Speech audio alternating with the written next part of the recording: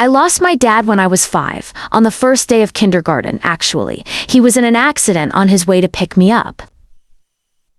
For a few years after that, it was just me and Mom, and I'd say she did pretty okay with helping me after Dad died. There were times where she felt a bit distant, and she told me at one point she felt really lonely, but I wouldn't say she had been a bad mom. I know she was grieving too. I was 10 when my mom remarried. Her husband had a 2-year-old daughter, and at the time, he had primary custody of her that became sole custody about 18 months after that. Once her mom lost all visitation and access to her, my mom decided she needed to step up and make sure she had a mom and wasn't a motherless child the rest of her life. But with this effort to make sure her stepdaughter had a mom, she pushed me aside and ignored me. She was always with her stepdaughter and was always fussing over her and babying her and making sure she got her 24/7 attention. Nothing was too much for her in my mom's eyes, and it came at my expense a lot. My mom didn't show up to meetings my school tried to schedule. She did nothing for any of my birthdays. We no longer had time alone where we could do stuff together, and if me and her stepdaughter had conflicting commitments, then Mom always went to hers no matter what, and at times made me miss commitments I had because she wasn't going to pull time from her stepdaughter to take me to mine or help me find a way there with someone else. The best example of this is her stepdaughter's in ballet and I'm in art classes. We had an exhibit and 3 of my drawings were being shown while her stepdaughter had a recital.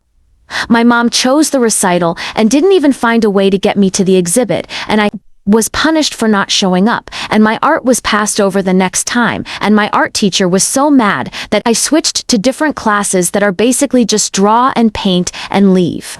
There's no real aim for them. My mom's husband spends time with his daughter twice a week, and I could have up to 10 hours between those 2 days where we could hang out. But she won't. I have asked her, and she told me it would make her stepdaughter feel jealous and insecure, and she doesn't want her to feel like she favors me. About 3 years ago, I asked Mom for help with a school issue, and she asked me why I didn't ask my dad. I got so mad at her that I stormed off because either she forgot Dad's dead or she meant her husband, which is even worse, honestly. I talk to my grandparents, my aunt and my uncle on the phone regularly. They're my dad's family. They live like 15 to 20 hours from us, so I don't get to see them a ton.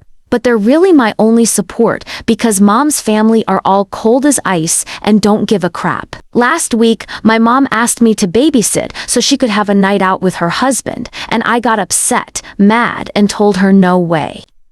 Mom asked why the tears, and why was I refusing instead of negotiating. I told her I wasn't going to do anything for her. We started to fight, and Mom was all like, "What's with the attitude, and I'm your mom about it." I told her she makes me feel like an orphan. I lost Dad, and then I lost her to her stepdaughter because she chose to only care about her stepdaughter's feelings. I told her I don't have a mom. I don't have someone I can go to if I need help. She always sends me away. And I brought up her insensitive comment 3 years ago and said stuff like, "It just makes me feel more like an orphan who lives with a foster family and gets ignored." She told me she doesn't have the ability to make me feel like an orphan, and it's an ugly thing to say when she's still alive. I told her she never picked me over her stepdaughter or even picked me when her stepdaughter's doing other stuff.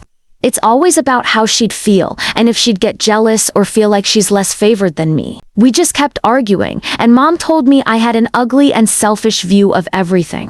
After that, Mom has ignored me, and she's on edge when I'm near her now because I wouldn't talk to her husband. Story number 2. I met this homeless couple around Christmas when I was still homeless and camping. They needed car parts in order to have any hope of making money through DoorDash. I immediately offered to get the part they needed. It wasn't a lot of money, and I still had enough. I knew I'd be okay if they were able to pay me back within a week or 2. They decided that they would let me ride along with them, and they would give me some of their earnings for each day I rode with them. They usually gave me some money, and I'd use it to make things easier for my ex and to pay for fuel for our tent and truck. They did pay me back, although the money wasn't used like I originally intended. However, they kept having problems with their car, and I kept helping them. Tires with installation, over $200. phone plan to help them DoorDash easier. I paid the past due balance for the service, which was started in Jan. They claimed I wouldn't have to pay a penny, they'd take care of the entire cost. The service got shut off today after I simply had no money to cover the past due balance, much less the current charges. I allowed myself to co-sign for a used car, since their old car was costing them so much in repairs. I kept arranging payment arrangements on the phone bill. I made past due payments, including paying what was needed to get the phones turned back on.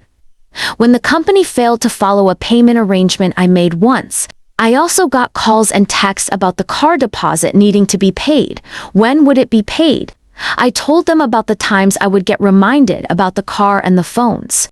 Since they were the ones saying that they would cover those entirely, I would sometimes ask for $5 or $10 from what I would spend on their old car repairs.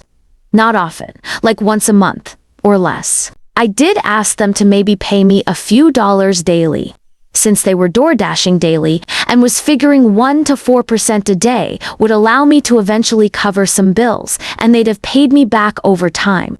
Yesterday, I had a wound care appointment, and they had agreed to come and get me, take me there and back.